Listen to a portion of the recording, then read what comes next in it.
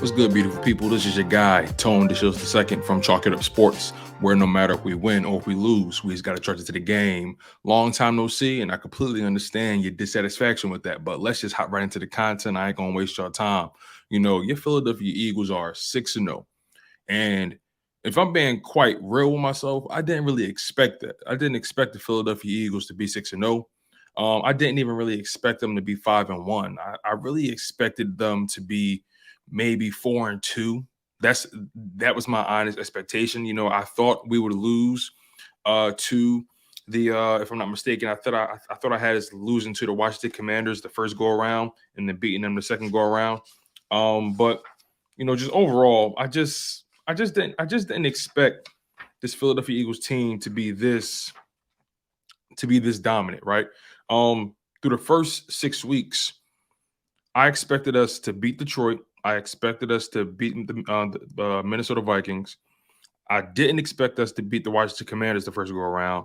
I expected us to beat Jacksonville, and I expected us to lose to Arizona, and I expected us to win against the Dallas Cowboys. So that's essentially a 4-2 record, and that's not bad given the circumstances. But the Philadelphia Eagles have exceeded all of our expectations, especially my own, and they've been winning in so many different ways. And that's what makes this team that much of a threat to win it all. That's what makes this team so radioactive or volatile for the opponent.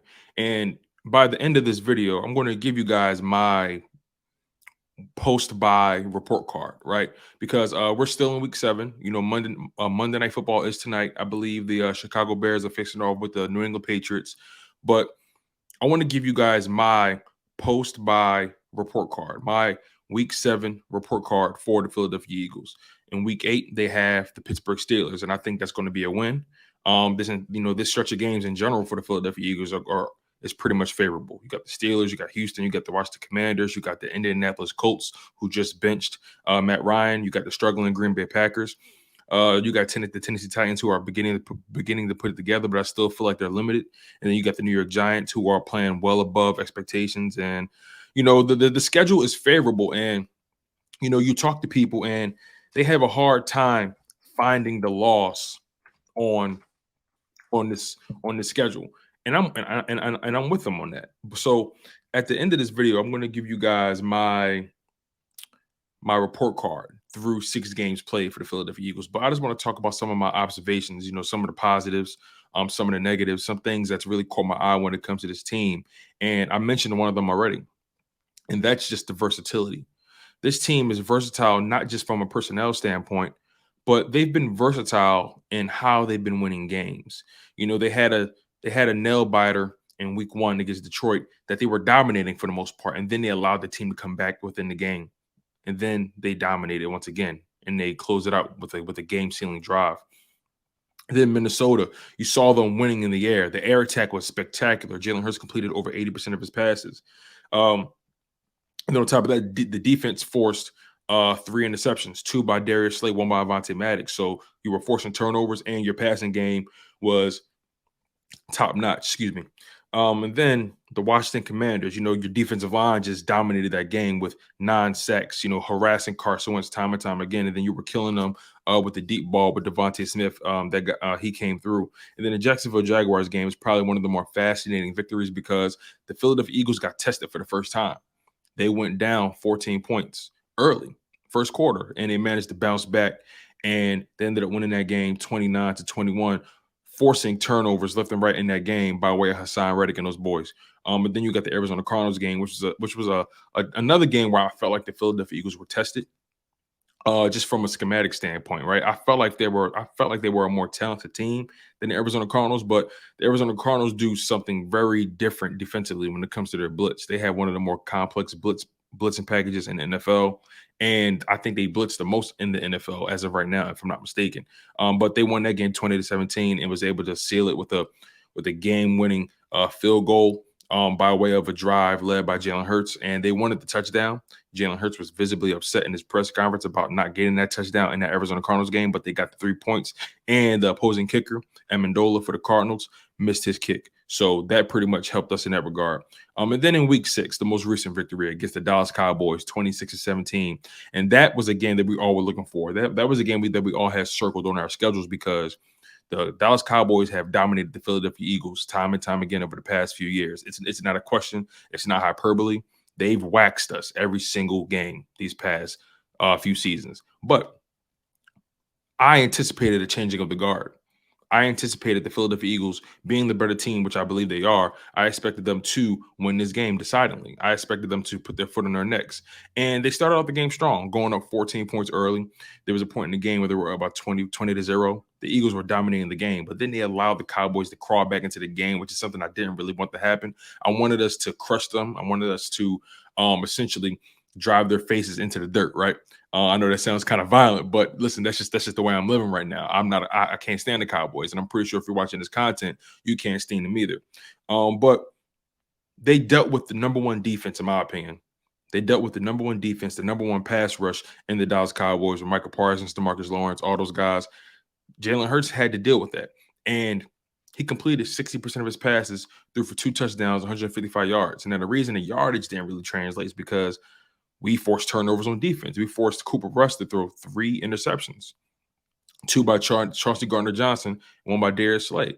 And that's how your Philadelphia Eagles got 6-0, got the 6-0, right? But through those games, like I said, the versatility, the various ways they've been able to win these games, right? They've been able to come up with drives when they've needed them. Even though they've dominated most of the games, whenever they needed that drive, whenever the offense or the defense got stagnant, they were able to lock in and deliver the goods. And, there's nothing to blank at. There's nothing to flag about 6-0. It's hard to win games in the NFL. But, some other things that stood out to me on the positive side is just the A.J. Brown, Jalen Hurts connection. That is real. I love what they've been doing. A.J. Brown, if I'm not mistaken, A.J. Brown leads the team in receiving yards with 503 receiving yards. He has 2 receiving touchdowns on the season. I would love that number to go up, but he's averaging just over 15 yards per catch. And then Devonta Smith with 397 receiving yards, 2 touchdowns on the season, averaging 12 yards a catch. Dallas Goedert with 357 receiving yards, averaging just over 13 yards a catch, 1 touchdown. But all those guys have 26 targets or more. Oh, I'm sorry, 34 targets or more. Goddard has 34 targets. Devonta Smith has 43 targets. A.J. Brown has 53 targets. A.J. Brown has 33 catches. Devonta Smith has 33 catches. Dallas Goedert has 26 catches. Those are the go-to guys. That's your 3-headed monster on offense from a skill position perspective, from a personnel perspective, right?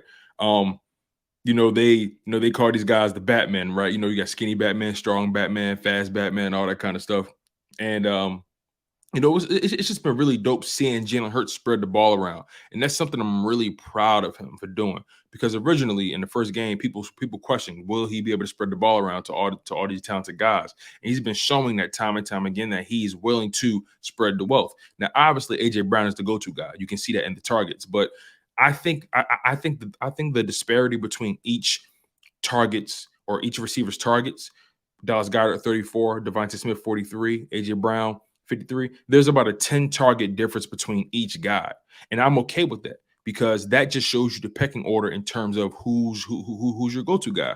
And I think the pecking order should probably be A.J. Brown, Dallas Goedert, Devonta Smith. But because this group is so talented, it can really go either way. Dallas Goedert can have his day. Devonta Smith can have his day like we already seen. A.J. Brown will have his day like we've already seen, so on and so forth. So there's so many things about this team that's really exciting to watch. And then the DBs. See, it's so dope because the wide receiver room and in the DB room has been a weakness for the Philadelphia Eagles over the past decade. Let's just call it what it is. The Philadelphia Eagles have not had high quality performances from the wide receiver room maybe in the past 7 to 8 years. We haven't had good high quality wide receiving depth or production since the Deshaun Jackson, Jeremy Maclin days. Let's just call it what it is.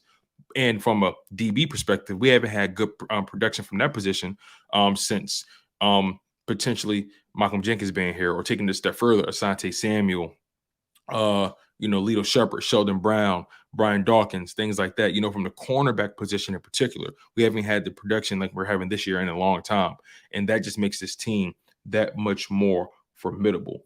And then on top of that, Of course, the defensive line is doing their thing with the pass rush. I would like that to get a little better. I would like them to get home more and close the deal. When you get sacks, that kills the drive. I know the Philadelphia Eagles are one of the top teams in terms of pressures, but I would like them to finish the deal and put a stamp on that and get sacks. But Miles Sanders also, man, another guy that's been surprising me this year. Miles Sanders has been running really, really hard, and I'm pretty sure you guys can all see that. He's not really doing too much dancing back there. He's being patient, and he's attacking the gaps. He's attacking the hole, and he's just following his offensive line's lead. And that's been the story for the past several games. The offensive line has carried this team through and through. And you can make an argument the Philadelphia Eagles have the best and the most complete and the deepest offensive line in the NFL, and that's not hyperbole, right? There have been games there have been games where we've been without Jordan Mailata. There's been moments where Jason Kelsey's been off the field, Isaac Samalu, and you have guys like Jack Driscoll, Sua Opeta come in and do their thing. Cam Jurgens came in for a couple plays, did his thing. And you can't knock the hustle. You can't knock what you've been seeing from these guys. This offensive line is legit, and they're going to be the reason why the Philadelphia Eagles are successful going forward. Now to some of the negatives. Second half scoring, I need that. I need that to pick up because you want to be able to put these teams away. And as the competition gets stiffer, once you get deeper into the playoffs and you're going up against these heavy hitters, these high-powered offenses like the Buffalo Bills or the Kansas City Chiefs, right? You're going to want to be able to put up points on those guys. It's just that simple. You don't want to play around with your food. You want to put a fork in them, so to speak. And then, like I mentioned, the inability to put the team away early. If you go up by 14, 21 points, keep pounding. Keep doing what you do best. Keep putting up points. I don't care if it's field goals. Just keep putting pressure on the opposing offense to have to do something about it. Keep putting pressure on the opposing defense to be able to have to stop you. You dig what I'm saying? And I think this team will figure it out. I expect this team to come out of the bye week a little sharper, well-rested, healthy. And I expect them to be ready to go for Pittsburgh, when they play them at home at Lincoln Financial Field. And that's pretty much it, really. I've been really excited about this Philadelphia Eagles team. Anything you may bring up, like the special teams, right? It's kind of nitpicky, and we don't need them to have the best special teams, but we need the special teams to be serviceable. So, again, there's not much really to go at when it comes to this team. This Philadelphia Eagles team is pretty complete. They're playing like a complete team. They've been dominating for the most part of the opposition. They just got to do a better job at putting teams away. They got to do a better job at not allowing teams to hang around, because when they hang around, that's when you get caught slipping and you get knocked out with a haymaker. And then you're looking up like, damn, what happened? So the Philadelphia Eagles are 6-0. They have the Pittsburgh Steelers in week 8. We're still currently in week 7 because of Monday Night Football. Once we get past that, week 8 is in full effect. And then the Pittsburgh Steelers, I expect it to be a win. They are in all kinds of dire straits. They don't know who their quarterback is. 1 week it's Kenny Pickett, and 1 week it's Mitch Trubisky. You really don't know what's going on, but you still don't want to go into that game sleeping on your opponent. But I'll leave it at that, you guys. I'm your humble host, Tone DeShields II. Make sure you guys smash that like button. Make sure you guys continue to comment and lock in on the content. I really appreciate all the support and the patience you guys have really exercised with this thing, because you guys know where I'm at. You guys know I stay busy. You guys know I'm always putting in work behind the scenes. But again, there's nothing like doing that work on your own channel, and I just appreciate you guys for always locking in on my content. Like I said, smash that like button. Always stay engaged, and make sure you guys are subscribed to Chalk It Up Sports, where no matter if we win or if we lose, we just got to charge it to the game. I'm your guy, Tone DeShields II. One love, stay humble, stay healthy, and most importantly, stay hungry.